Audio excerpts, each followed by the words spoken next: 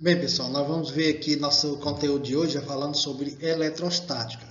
Que eletrostática nada mais é que uma base, uma eletricidade básica, certo? Quando a gente aprende o desenvolvimento da eletricidade, das cargas elétricas, essas coisas, certo?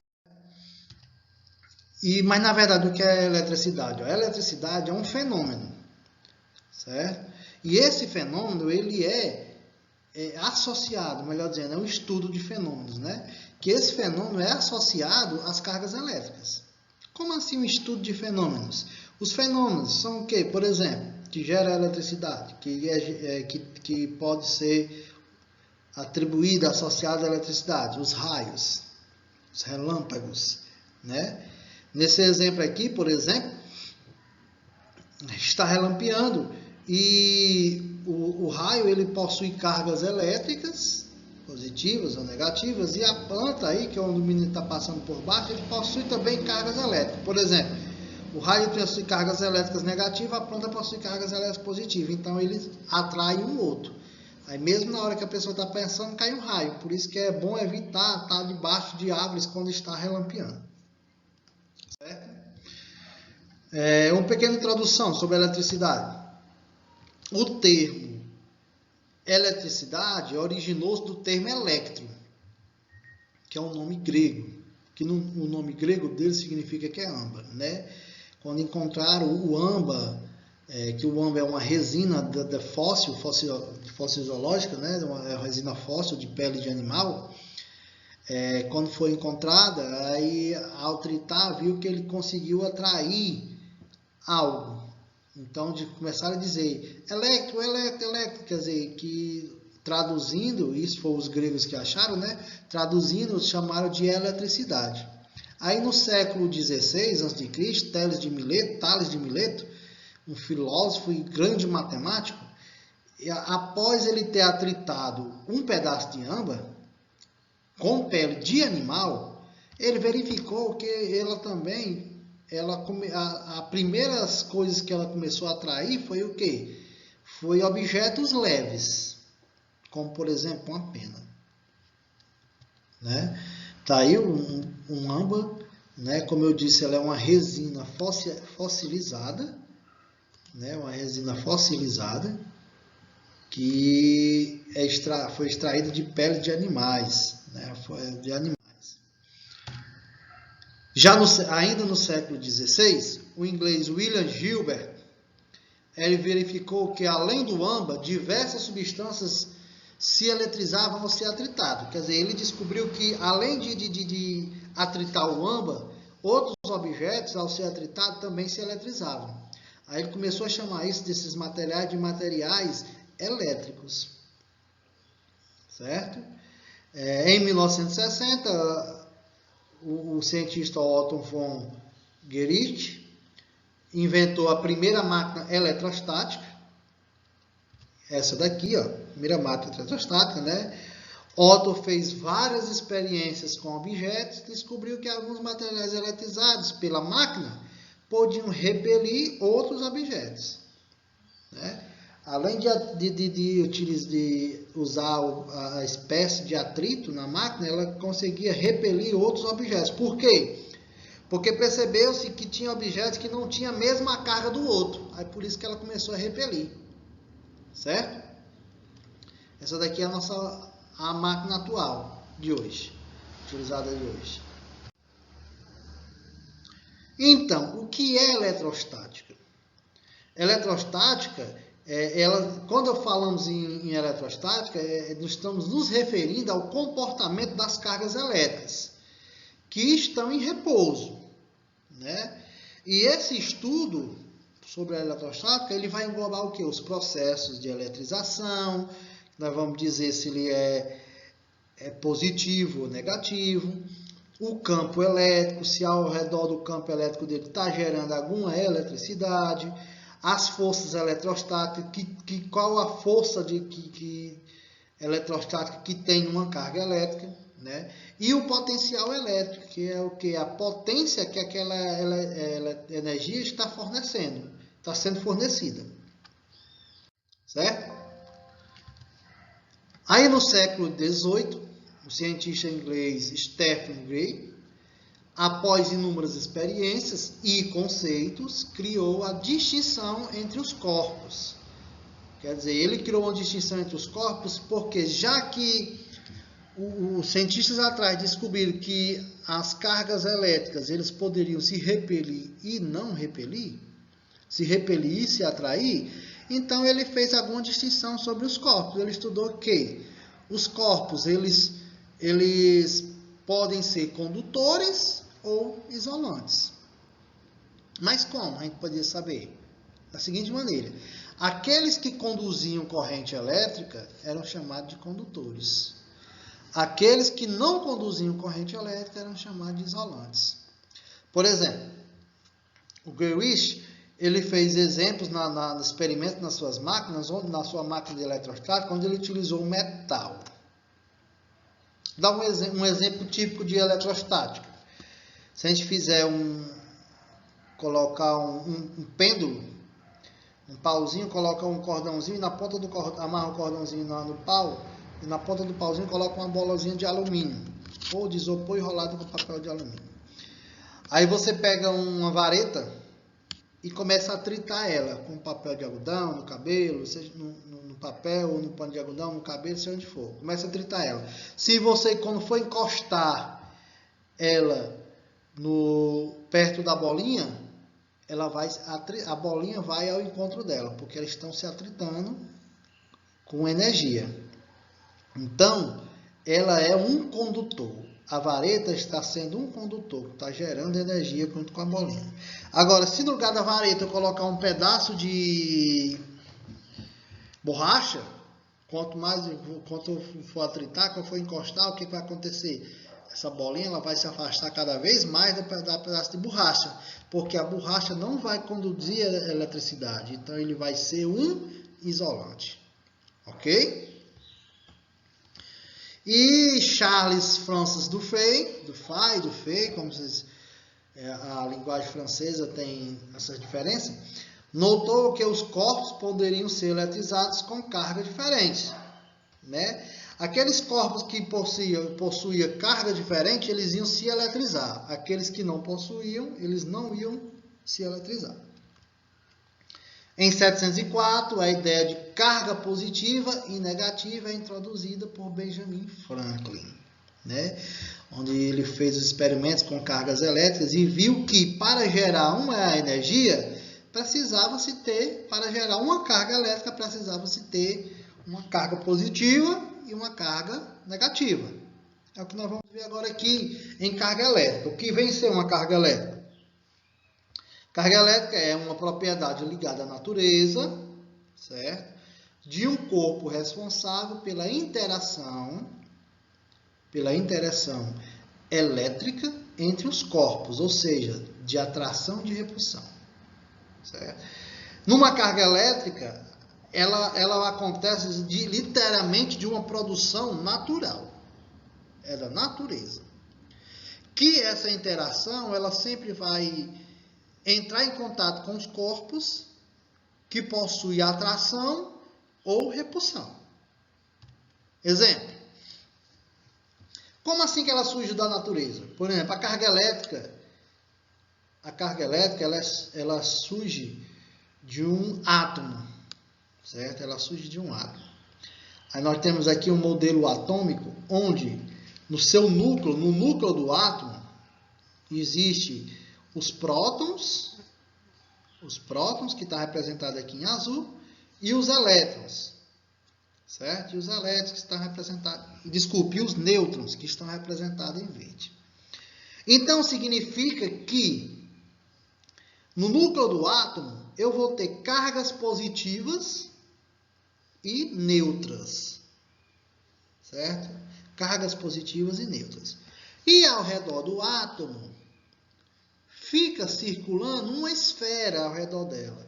Que essa esfera ela fica circulando exatamente pelo contato da carga positiva que tem aqui. Aí essa esfera é o quê? O elétron.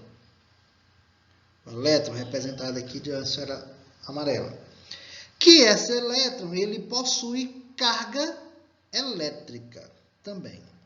Então, resumimos que os prótons, ele vai possuir uma carga elétrica positiva e os elétrons, ele vai possuir uma carga elétrica negativa.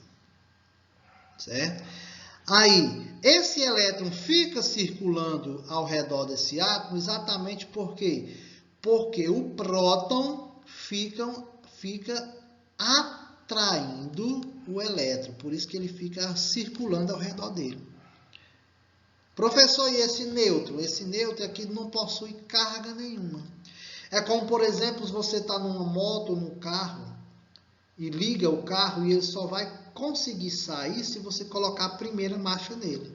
Se ele estiver na marcha neutra, ele não vai sair do lugar, a não ser que você empurre, certo? Então, ele não tem carga nenhuma. O neutro é isso, que não possui carga. Os prótons possuem carga positiva, que nós representamos essa carga positiva pelo sinalzinho de mais. Os elétrons possuem carga negativa, que nós representamos pelo sinal de menos, certo? Aqui outra representação. Aí aqui eu acabei de falar, né? No núcleo do átomo aqui existem partículas menores, que são os prótons e os nêutrons. Certo? Aí, gente, vejam bem. Dessas cargas elétricas, surge uma chamada carga elementar. O que vem ser a carga elementar? Essa carga elementar ele é um termo utilizado para quê? Para qualificar uma carga elétrica. Como assim? A carga elementar surge da carga elétrica, que a carga elétrica é natural, acontece naturalmente, não é isso? Então, a carga elementar é quando aquela carga elétrica está sendo dividida, que chega a um ponto que ela não vai se dividir mais. Então, a carga elementar é o quê? É a menor carga elétrica encontrada na natureza. É aquela carga elétrica que se dividiu e chega a certo ponto que você não vai conseguir dividir mais ela. Então, é chamado de carga elementar. Um exemplo básico de carga elementar. Você corta uma folha, aí pega e vai cortando, e chega a um certo ponto que essa folha que você não consegue rasgar mais, cortar mais ela. Então, a carga elementar é isso daí. É aquela carga elétrica que chega a um ponto que ela não pode mais ser dividida. Certo? Por base nisso, essa carga, como essa carga elétrica é a menor quantidade da carga existente na natureza, ela é tomada como uma carga padrão. Certo? É tomada como uma carga padrão nas medidas de carga elétrica. Quer dizer, ela tem um valor fixo. A carga elementar tem um valor fixo. É padrão, não muda. Certo? No Sistema Internacional de Unidade, que é o SI, nós utilizamos para a carga elementar a unidade de medida chamada Coulomb, que é representada pela letra C. O Coulomb, esse símbolo Coulomb, ele é uma homenagem ao Charles Auguste de Coulomb, que foi um dos idealizadores de descobrir a chamada carga elétrica.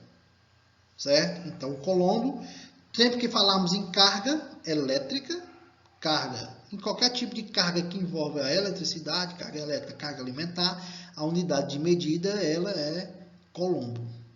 Certo? Então, falarmos em cargas elétricas, você já está sabendo. A unidade de medida é o C, Coulomb. Ok? E a carga elementar, nós representamos ela pela letra E.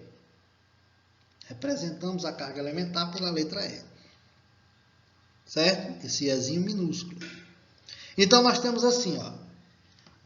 Qual o valor dessa carga elementar? Lembra que eu disse que ela é um valor fixo? Então, sempre que falarmos em carga elementar, o valor da carga elementar é 1,6 vezes 10 elevado a menos 19 Coulomb. E, como eu disse, ela é representada pela letra E.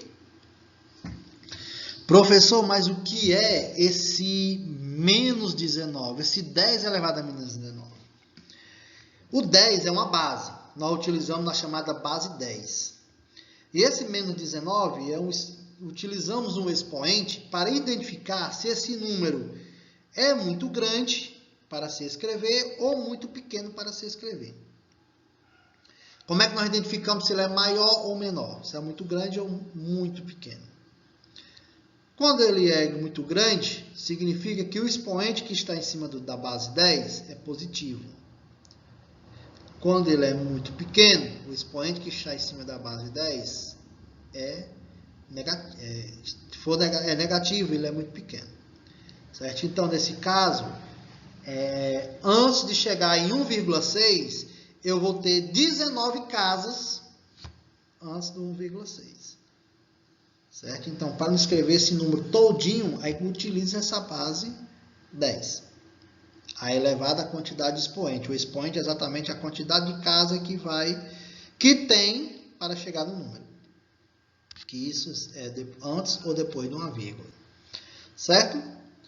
Então, a carga elementar, como eu disse, é um valor fixo, que a carga elementar é de 1,6 vezes 10 a menos 19. Sempre que eu falar em carga elementar, vai ser esse valor. Jamais nós vamos ter que, num cálculo, encontrar o valor da carga elementar, porque já tem o valor da carga elementar. Ela é fixa. Aí, essa carga elementar não é tirada da carga elétrica. Aí a carga elétrica é constituída por prótons e elétrons, né? Quando essa carga elementar é do elétron, então significa que ela é negativa, mas o valor é o mesmo, só mudou o sinal. Quando ela é de um próton, então significa que ela é positiva. O valor é o mesmo, só coloca o sinal, certo? Então a carga elementar ela pode ser negativa e ou positiva, ok? Continuando, aí vamos ver aqui os princípios da eletrostática. Os princípios da eletrostática, como eu falei para vocês antes, quando nós falamos em atração e repulsão. Certo? Atração e repulsão. Esses são os princípios da eletrostática. Quando nós temos duas partículas, que essas partículas são iguais, que possuem os mesmos sinais, então significa que eles vão se repelir, eles vão se afastar um do outro. Certo? Exemplo aqui, ó. Tem uma partícula positiva e tenho outra partícula positiva. Digamos que eu tenho aqui a partícula A e a partícula B. Ambas as partículas estão positivas. Então, significa que elas vão se afastar. Quer dizer, não vão gerar energia. Nesse outro exemplo, eu tenho uma partícula C e uma partícula D. Ambas as partículas estão com o mesmo sinal, negativo. Então, significa que eles vão se repelir. Também não vão gerar energia. Certo? Então, as partículas com cargas elétricas de mesmo sinal se repelem mutuamente. Eles não se juntam, se repelem. Certo? Agora, se eu tenho duas partículas elétricas com sinais contrários, sinais diferentes, aí eles vão se atrair. Aí vai gerar a chamada energia elétrica. Por exemplo, aqui, ó, nessa partícula, essa partícula positiva, vou botar aqui, representação. A partícula A é positiva, a partícula B é negativa. Então, o que vai acontecer? Elas vão se atrair uma com a outra, fazendo, nesse caso, que gere uma carga elétrica. É como, por exemplo, no controle remoto. Aqui, ó, controle remoto. Repartimento do controle remoto, ó. Aí tem aqui, ó, mais, menos, menos, mais. Certo? Aí tem uma pilhazinha. Tem a pilhazinha. Que na pilha e na parte de cima tem mais. E na parte de baixo tem menos. Quando você vai colocar essa pilha aqui dentro do controle remoto, o que você tem que fazer? O que está mais, ele tem que ficar com menos. E o que tem menos, tem que ficar com mais. Para quê? Para que o controle funcione.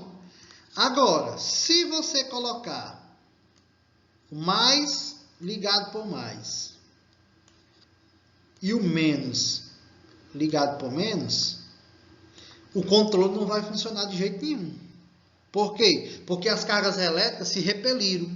Quando você coloca mais com menos e menos com mais, as cargas elétricas vão se atrair. Aí vai gerar uma energia. Por isso que eles vão funcionar. Entenderam? Certo, pessoal? Aí agora, nós vamos falar sobre o princípio da conservação da carga elétrica. Quando eu falo sobre o princípio da conservação da carga elétrica, eu estou me referindo ao seguinte. Como eu falei para vocês, quando eu falo em relação ao princípio da conservação da carga elétrica, eu estou me referindo que num sistema elétrico isolado, né, um sistema eletricamente isolado, é constante somar a algébrica das cargas elétricas. Se ele vai estar isolado, então, diferentemente como que aquela carga for, você vai somar ela. Diferentemente se aquela carga vai estar positiva ou negativa, você vai somar ela. Certo? E para encontrarmos, para calcularmos a carga elétrica, nós vamos utilizar essa fórmulazinha aqui, ó. Q igual a N sobre E. Ou, desculpe, Q igual a N vezes E. Onde o Q é a quantidade de carga, é a carga, aí nós chamamos de quantidade de carga, certo?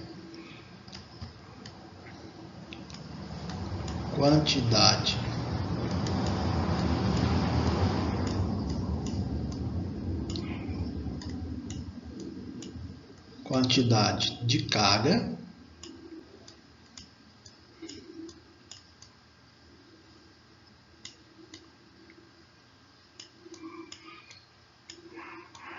o N é o número de elétrons, né? O número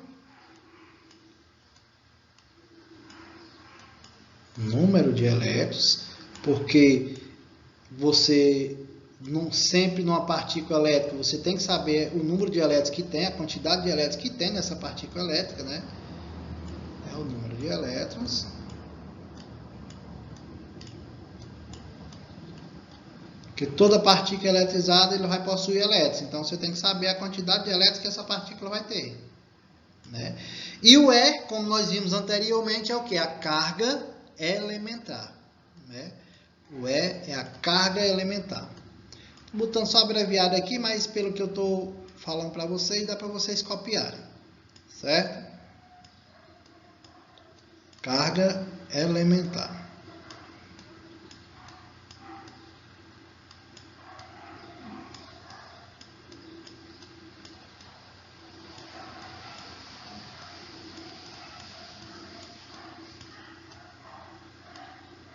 Então, repetindo para vocês, para calcularmos a carga elétrica, nós vamos utilizar essa formulazinha. Q, lembrando que esse Q é maiúsculo, é igual a N vezes E.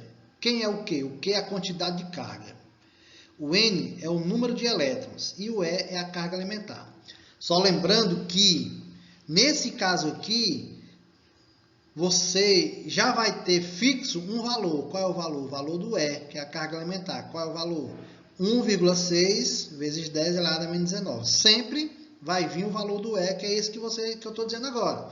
Mesmo que não venha o valor, você já sabe qual é. 1,6 vezes 10 elevado a menos 19. É o valor da carga elementar. O valor do E, certo?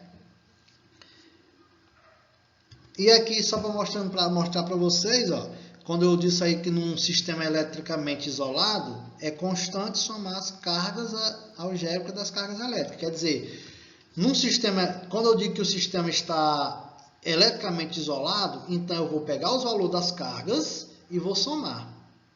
Certo? Quer dizer, vai aparecer a carga 1, a carga 2, que vai ser igual ao valor da carga 3, a carga 4. Um exemplo. Ou a carga inicial, a carga final vai ser igual ao valor da carga... Os valores da carga inicial vai ser igual aos valores das cargas finais. Certo? Sempre quando o sistema estiver eletricamente isolado, então as cargas são somadas. Certo? E para calcular a carga elétrica, nós utilizamos essa fórmulazinha aqui. Q maiúsculo igual a N vezes E. Repetindo, quem é o Q? Quantidade de carga. Quem é o N? Número de elétrons. E quem é o E? Carga elementar. Certo? Repetindo mais uma vez, o E, que é a carga elementar, tem um valor fixo, que o valor é de 1,6 vezes 10 elevado a menos 19. Ok? Para finalizar, eu vou ter aqui um exemplo para mostrar para vocês como calcular a carga elementar. Carga elétrica. Aí veja bem aqui, ó. Calcule a carga elétrica. Veja que aqui eu estou pedindo para calcular a carga elétrica de um corpo que possui excesso de 24 vezes 10 elevado a 12 elétrons. Uma coisa que eu vou falar aqui para vocês, ó, antes de continuar. Aqui na física, nós, diferentemente da matemática em relação aos sinais, por exemplo, na matemática, quando eu digo que eu tenho mais 1, significa que eu tenho um ponto a mais, por exemplo. Menos 1 significa que eu perdi esse ponto, perdi um ponto. Né? Já aqui na física, o que está ganhando é o negativo. Porque quanto mais negativo mais ele tiver, mais elétrons, mais cargas elétricas ele vai ter para gerar energia. E o positivo, ele está perdendo, está com excesso. Tem demais, então significa que ele tem que perder um pouco mais para poder gerar energia. Certo? Então, aí aqui, considera o módulo da carga elementar, que é 1,6 vezes 10 elevado a menos 19, né? Ó, o valor da carga elementar. Aí vamos ver, utilizando a fórmula, eu tenho Q, que é a carga, igual a N, que é o número de elétrons, vezes E. Certo? Aí substituindo as letras pelos valores. Veja bem, no lugar do N, eu vou colocar o número de elétrons que foi dado aqui, ó. 24 vezes 10 elevado a 12 elétrons, tá vendo? Vezes a carga elementar. Aí aqui, ó, como essa carga elementar está em excesso, então significa que ele tem muito elétrons, então é negativo. Lembra que eu mostrei anteriormente para vocês que a carga elementar é um valor fixo, mas se ela for elétrons, é negativo, se ela for prótons, é positivo. É só para isso. Porque no final vai dar um resultado positivo ou negativo. Né? Ah, o que vai se fazer aqui? Nós vamos pegar esse valor aqui, ó, 24, e multiplicar por 1,6. Certo? Vamos repetir a base. E vamos subtrair os expoentes. Vamos subtrair os expoentes, certo? Sempre que a gente estiver multiplicando números com bases iguais, nós vamos subtrair os expoentes.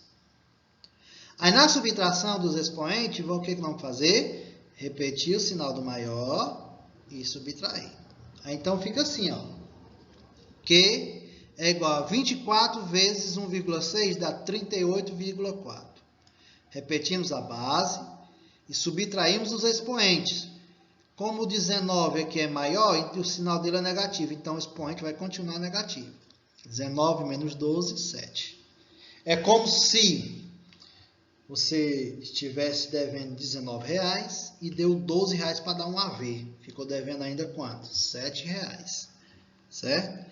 Aí aqui, ó, como o sinal aqui do Colombo da carga elementar está negativa, então aqui também vai ficar negativo.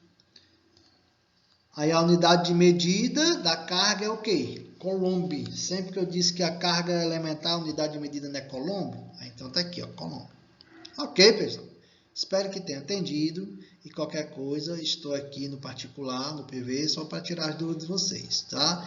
Tchau, tchau e até a próxima.